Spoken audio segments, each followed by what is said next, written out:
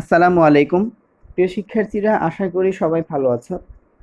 এই ভিডিওতে আমরা দেখব কিভাবে কোনো ন্যারেশন বা স্পিচে এক্সক্লামেটরি সেন্টেন্স যখন রিপোর্টেড স্পিচে থাকবে তখন সেগুলোকে কিভাবে ইনডাইরেক্ট স্পিচে রূপান্তর করতে হয়।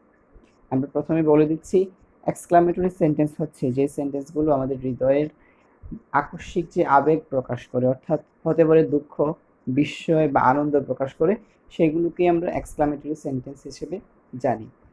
এখন আমরা দেখে নিব কোন ধরনের বাক্যের ক্ষেত্রে কি ব্যবহার করতে হবে। যদি বিস্ময় প্রকাশ করে তখন আমরা সেড টু এর পরিবর্তে লিখব এক্সক্লেইমড উইথ ওয়ান্ডার। যদি আনন্দ প্রকাশ করে তখন আমরা লিখব এক্সক্লেইমড উইথ জয়। যদি দুঃখ প্রকাশ করে তাহলে লিখব এক্সক্লেইমড উইথ সরো অথবা গ্রিফ। ওয়ান্ডার শব্দের অর্থ হচ্ছে বিস্ময় প্রকাশ করা বা বিস্ময়। জয় শব্দের অর্থ হচ্ছে আনন্দ। সরো শব্দের অর্থ দুঃখ। গ্রিফ শব্দের অর্থ দুঃখ। তো আমরা দেখে নিলাম কোন প্রকাশভঙ্গির জন্য কোন শব্দগুচ্ছ বা ফ্রেজ আমরা ব্যবহার করব। আমরা এখন উদাহরণ দেখছি। He said what a nice flower it is. সে বলেছিল what a nice flower it is, কি চমৎকার ফুল এটি।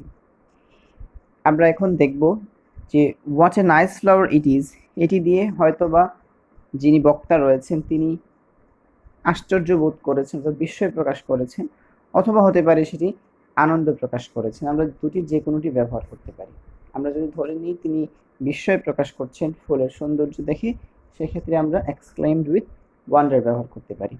তো প্রিয় শিক্ষার্থীরা, এখানে সেড এর পরিবর্তে হবে হি এক্সক্লেইমড উইথ ওয়ান্ডার দ্যাট। তারপরে what a nice flower it is, এই যে এক্সক্লামেটরি বাক্যটি আছে এটিকে অ্যাসার্টিভে রূপান্তর করতে হবে। তাহলে কি করতে হবে? প্রথমেই আমরা হোয়াটকে উঠিয়ে দিব। প্রথমে যে এক্সক্লামেটরি সেন্টেন্স বোঝানোর জন্য যখন আমরা হাউ অথবা হোয়াট ব্যবহার করি সেগুলো উঠিয়ে দিব। তো প্রথমে আমরা হোয়াট উঠিয়ে দিলাম। তারপর বাক্যটির সাবজেক্টকে প্রথমে আনতে হবে। এখানের সাবজেক্ট হচ্ছে ইট, সুতরাং আমরা ইটটিকে প্রথমে নিয়ে আসলাম। তারপর রয়েছে ভার্ব।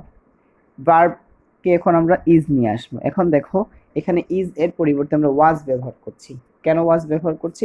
আমরা জানি যে রিপোর্টিং ভার্বটি যদি পাস্ট টেন্সের হয় তখন রিপোর্টেড স্পিচ এর টেন্সের পরিবর্তন হয়। আর তোমরা সবাই ইতোমধ্যে জেনে নিয়েছে যে যদি রিপোর্টেড স্পিচে প্রেজেন্ট ইনডেফিনিট থাকে তখন সেটি পাস্টে চলে যায়, অর্থাৎ পাস্ট ইনডেফিনিট হয়ে যায়। এই জন্য ইট ওয়াজ। তারপর এ নাইস ফ্লাওয়ার যে অংশটুকু আছে সেই অংশটুকু লিখবো আমরা। এখানে অতিরিক্ত হিসেবে ভেরি যুক্ত করব। অতিরিক্ত হিসেবে কি যুক্ত করব? অ্যাডজেক্টিভের আগে ভেরি যুক্ত করব। এই জন্য আমরা এ নাইস ফ্লাওয়ারের না লিখে আমরা লিখছি এ ভেরি নাইস ফ্লাওয়ার। প্রিয় শিক্ষার্থীরা, আশা করি বুঝতে পেরেছো তোমরা উদাহরণটি। আমরা দ্বিতীয় উদাহরণে যাচ্ছি। Sabiha said how brilliant Srabani is. তো এখানে আমরা সেড এর পরিবর্তে কিভাবে এক্সক্লেইমড উইথ ওয়ান্ডার ব্যবহার করতে পারি, যে সাবিহা হয়তো কারো শ্রাবণীর যে ব্রিলিয়ান্সি আছে, অর্থাৎ তার যে দক্ষতা রয়েছে, তার যে মেধা রয়েছে, সেই মেধা দেখে সে আশ্চর্য বোধ করছে এবং হতে পারে সে আনন্দ বোধ করছে। অর্থাৎ যে কোনোটি আমরা ব্যবহার করতে পারি। এক্সক্লেইমড উইথ ওয়ান্ডার ব্যবহার করতে পারি অথবা জয় ব্যবহার করতে পারি। আমরা প্রেক্ষাপট বা কনটেক্সট অনুসারে, আমরা যে কনটেক্সটে কথা বলবো সেই কনটেক্সট অনুসারে জয় অথবা ওয়ান্ডার যে কোনোটি ব্যবহার করতে পারি। তো আমরা প্রথমে লিখছি সাবিহা এক্সক্লেইমড উইথ ওয়ান্ডার অথবা জয় দ্যাট। তারপর সাবজেক্ট চলে আসবে প্রথমেই, এই জন্য আমরা সাবজেক্ট শ্রাবণী প্রথমে বসিয়েছি। তারপর ইজটি ওয়াজে রূপান্তর হয়েছে। কেন রূপান্তর হয়েছে তোমরা বুঝতে পারছো যে আমাদের যে রিপোর্টিং ভার্বটি ছিল সেটি পাস্ট টেন্সে, এই জন্য রিপোর্টেড স্পিচ এর প্রেজেন্ট ইনডেফিনিট পাস্ট ইনডেফিনিটে চলে যাবে। সুতরাং শ্রাবণী ওয়াজ। তারপর ব্রিলিয়ান্ট, এই ব্রিলিয়ান্ট শব্দটির পূর্বে আমরা ভেরি অতিরিক্ত যুক্ত করবো, অর্থাৎ অ্যাডজেক্টিভের পূর্বে ভেরি শব্দটি অতিরিক্ত যুক্ত করবো, তারপর ভেরি ব্রিলিয়ান্ট লিখে দেব। প্রিয় শিক্ষার্থীরা, আশা করি উদাহরণটি তোমরা বুঝতে পেরেছ। তারপর আরেকটি উদাহরণে যাচ্ছি। They said hurray we have won the match. They said, এখন they said hurray we have won the match. এই যে hurray we have won the match লিখেছি, এই বাক্যটি দ্বারা কি বুঝতে পারছো তোমরা? এটি কি আনন্দ প্রকাশ করছে নাকি দুঃখ? অবশ্যই এটি আনন্দ প্রকাশ করছে, কারণ হুররে শব্দের দ্বারাই তোমরা বুঝতে পারছো। সুতরাং এই জায়গায় আমরা দে সেড এর পরিবর্তে লিখব দে এক্সক্লেইমড উইথ জয় দ্যাট। এখানে যেহেতু আনন্দ প্রকাশ করছে আমরা সরাসরি লিখব দে এক্সক্লেইমড উইথ জয় দ্যাট। তারপর এখানে এই যে উই শব্দটি রয়েছে, উই কি পরিবর্তন হবে দে অনুসারে, সুতরাং উই পরিবর্তন হয়ে দে হয়ে যাচ্ছে। কেন হয়ে যাচ্ছে এটা তোমরা পার্সনের যে নিয়মগুলো পড়িয়েছি আমি, সেইগুলো খেয়াল করলেই বুঝতে পারবে। আমরা জানি রিপোর্টেড স্পিচ এ যদি ফার্স্ট পার্সন থাকে তখন সেটি রিপোর্টিং ভার্ব এর সাবজেক্ট অনুসারে হবে, এজন্য উইটি দে অনুসারে পরিবর্তন হয়ে দে হয়ে গিয়েছে। তারপর হ্যাভটি হ্যাড এর রূপান্তর হয়েছে, এটিও টেন্সের কারণে। তারপর ওন দ্য ম্যাচ যে অংশটুকু আছে সেই অংশটুকু হুবহু বসিয়ে দিয়েছি। তারপর শেষ একটি উদাহরণ, alas I am defeated said she. এখানে দেখো শি সেড না বলে আমরা কি লিখছি সেড শি, এভাবেও ইচ্ছে করলে লিখতে পারো, অর্থাৎ রিপোর্টেড স্পিচকে প্রথমে নিয়ে আসবো আমরা, তারপর যারা বলেছে সেই কথাটি উল্লেখ করতে পারি, এভাবে ইচ্ছে করলে লেখা যায়। কিন্তু যখন আমরা এটিকে ইনডাইরেক্ট করবো তখন কিন্তু আবার ঠিকই প্রথমে নিয়ে আসতে হবে, এই অংশটুকুকে প্রথমে নিয়ে আসতে হবে। লক্ষ্য করো এই অংশটুকু প্রথমে চলে এসেছে এখানে। তো আমরা বলছি she exclaimed with sorrow that. কেন সরো? আমরা অ্যালাস কখন বলি? অ্যালাস অর্থ হচ্ছে হায়, অর্থাৎ দুঃখ প্রকাশ করে আমরা এই কথাটি বলি। হায় আমি পরাজিত হয়েছি বা পরাজয় বরণ করেছি, এজন্য she exclaimed with sorrow that. তারপর আই, এই আইটি রূপান্তর হবে এখন শি অনুসারে, এজন্য শি। তারপর এমটি ওয়াজে রূপান্তর হয়েছে, অর্থাৎ টেন্সের পরিবর্তনের কারণে। তারপর ডিফিটেড যে শব্দটি রয়েছে সেটি তার আগের জায়গাতেই অবস্থান করবে। তাহলে প্রিয় শিক্ষার্থীরা, আমরা উদাহরণগুলো দেখার মাধ্যমে আমরা বুঝতে পেরেছি ইতোমধ্যে যে কীভাবে এক্সক্লামেটরি সেন্টেন্সের প্রকাশভঙ্গি অনুসারে ইনডাইরেক্ট স্পিচ এ তাদের পরিবর্তন বা রূপান্তর কিভাবে হয় সেটি আমরা দেখে নিয়েছি। এখন একটি ভিন্ন জিনিস দেখবো আমরা, যদি রিপোর্টেড স্পিচ এ কাউকে সম্বোধন করা হয় তাহলে কি লিখবো। অনেক ক্ষেত্রে দেখতে পাবে তোমরা রিপোর্টেড স্পিচে কাউকে সম্বোধন করা হচ্ছে, অর্থাৎ কাউকে আহ্বান করা হচ্ছে, সেক্ষেত্রে আমরা কি করতে পারি।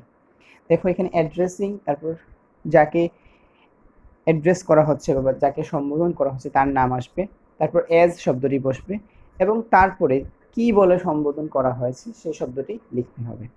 যেমন আমরা একটি উদাহরণ দেখিনি তাহলে বুঝতে পারবো আরো স্পষ্টভাবে।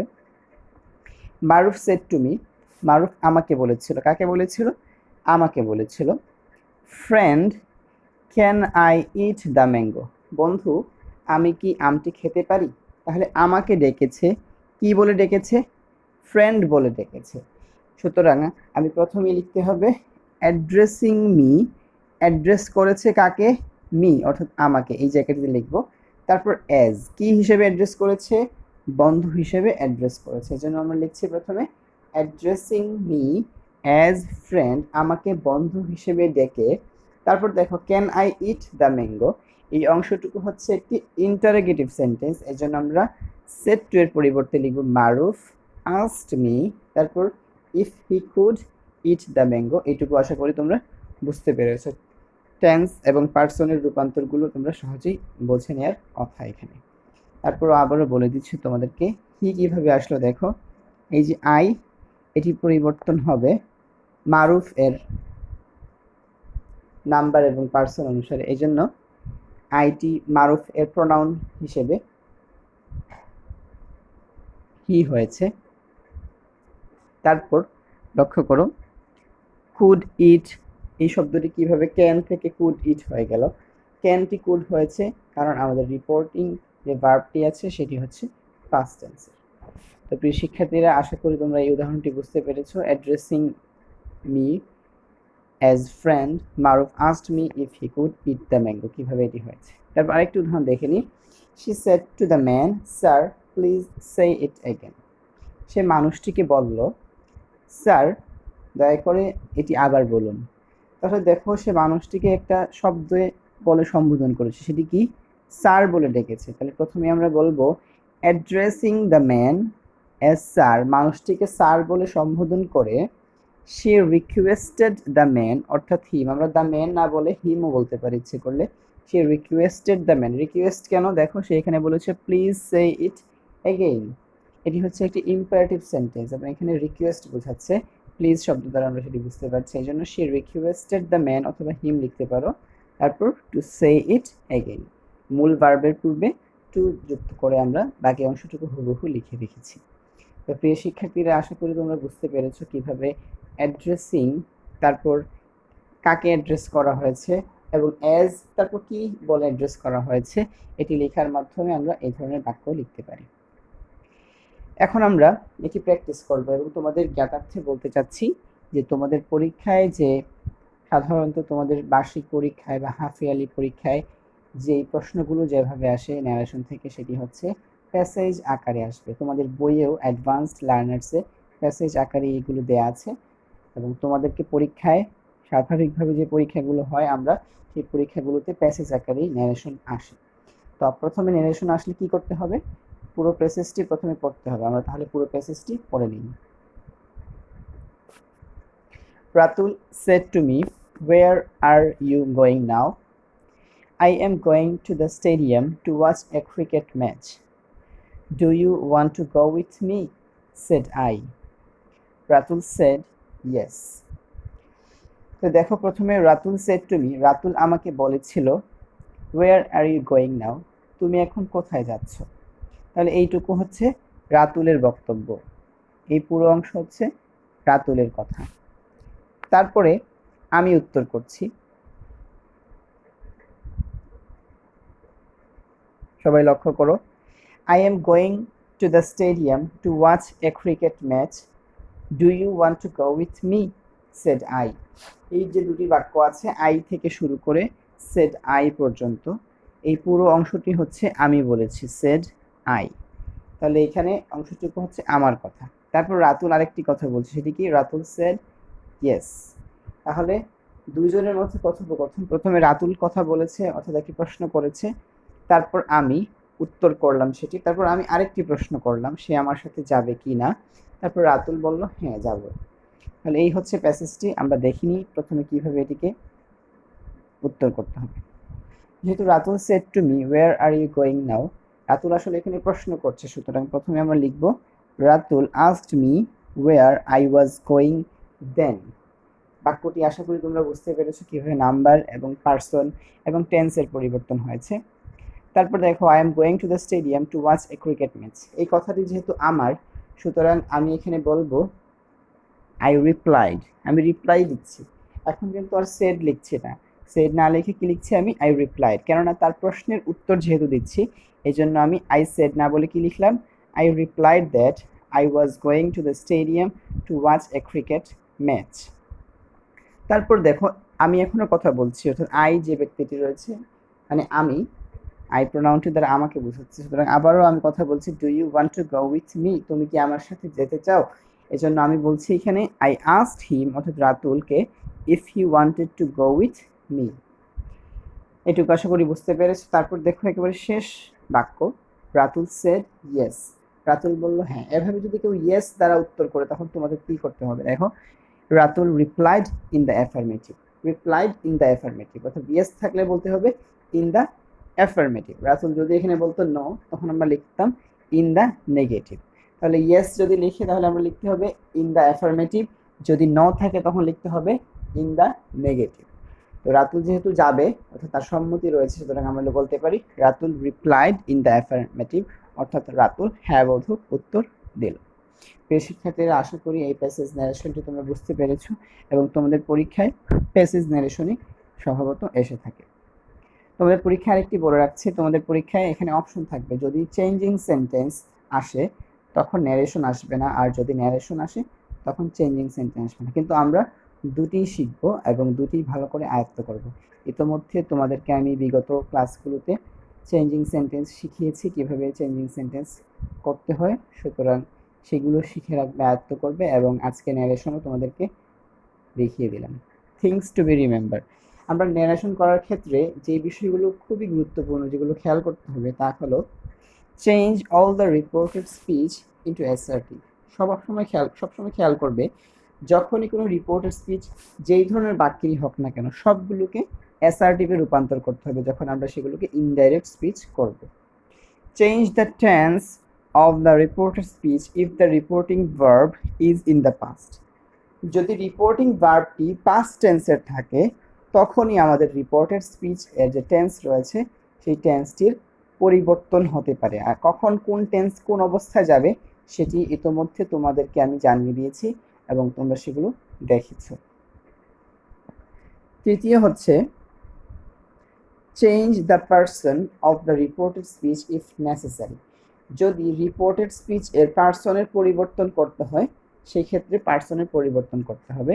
তোমরা জানো যে রিপোর্টেড স্পিচে যদি ফার্স্ট পার্সন থাকে তখন রিপোর্টিং ভার্বের সাবজেক্ট অনুসারে, যদি রিপোর্টেড স্পিচে সেকেন্ড পার্সন থাকে তখন রিপোর্টিং ভার্বের অবজেক্ট অনুসারে, এবং রিপোর্টেড স্পিচ এ যদি থার্ড পার্সন থাকে তখন পার্সনের কোনো ধরনের পরিবর্তন করতে হয় না। তারপরের পয়েন্টটি হচ্ছে চেঞ্জ সাম ফিক্সড ওয়ার্ডস, যেমন নাও থেকে দেন, টুমরো থেকে দ্য নেক্সট ডে ইত্যাদি। এরকম কিছু শব্দ রয়েছে যেগুলোকে ইনডাইরেক্ট করার ক্ষেত্রে পরিবর্তন করতে হয়, সেগুলো দেখে নিবে। Do not break the passage into detached lines. আমরা যখন প্যাসেজ ন্যারেশন করব তখন প্যাসেজের মতো করেই সেগুলোকে ইনডাইরেক্ট করতে, অর্থাৎ প্যাসেজ থেকে ভাঙা যাবে না। যেভাবে প্যাসেজ দেওয়া আছে ঠিক ওভাবে প্যাসেজের মধ্যে রেখে, অর্থাৎ একটি বাক্যের পর আরেকটি বাক্য সিরিয়ালে যেভাবে আছে, একটি বাক্যের শেষ হওয়ার সাথে সাথে আরেকটি বাক্য আসবে, অর্থাৎ একসাথে একটি প্যাসেজ করে সেটিকে উত্তর করতে হবে। প্যাসেজ থেকে বাক্যগুলোকে আলাদা আলাদা ভেঙে একটির পর একটি লাইন লাইন করে লেখা যাবে না, বরং স্বাভাবিকভাবে যারা প্যাসেজের মতো রয়েছে সেই প্যাসেজের মতো করে সেগুলোকে উত্তর করতে হবে। প্রিয় শিক্ষার্থীরা, আশা করি আজকের এই ভিডিওটি তোমাদেরকে কিছুটা হলেও সাহায্য করবে তোমাদের লেসনটি বুঝতে। তারপরে যদি তোমাদের কোনো সমস্যা হয়ে থাকে অবশ্যই আমাকে জানাবে। ইনশাআল্লাহ আমি চেষ্টা করব তোমাদের সেই প্রশ্নের উত্তর দিতে, এবং তোমাদের যে হোমওয়ার্কগুলো থাকবে সেই হোমওয়ার্কগুলো নিয়মিত সম্পন্ন করবে, তাহলে তোমাদের জন্য ন্যারেশনটি আরও সহজ হয়ে যাবে। সবসময় মনে রাখবে তোমাদের পরবর্তী ক্লাসগুলোতে ন্যারেশন থাকবে, যেহেতু ন্যারেশন খুবই গুরুত্বপূর্ণ একটি বিষয়। এখন থেকে যদি তোমরা ভালোভাবে সেটি আয়ত্ত করতে পারো, আগামী যে ক্লাসগুলো থাকবে তোমাদের ক্লাস 8, 9, 10, 11 সব ক্লাসগুলোতেই তোমরা সহজভাবে এবং ভালোভাবে ন্যারেশন উত্তর করতে পারবে। সুতরাং ভালোভাবে ন্যারেশনের যে বেসিক যে কনসেপ্ট বা ধারণাগুলো রয়েছে সেই বেসিক বা মূল ধারণাগুলো তোমরা আয়ত্ত করার চেষ্টা করো, তাহলে তোমরা ইনশাআল্লাহ ভবিষ্যতে কোনো ধরনের সমস্যার সম্মুখীন হবে না। সবাইকে ধন্যবাদ জানাচ্ছি। সবাই নিরাপদে থাকো, সুস্থ থাকো এবং লেখাপড়ার সাথেই থাকো। ধন্যবাদ। আসসালামু আলাইকুম।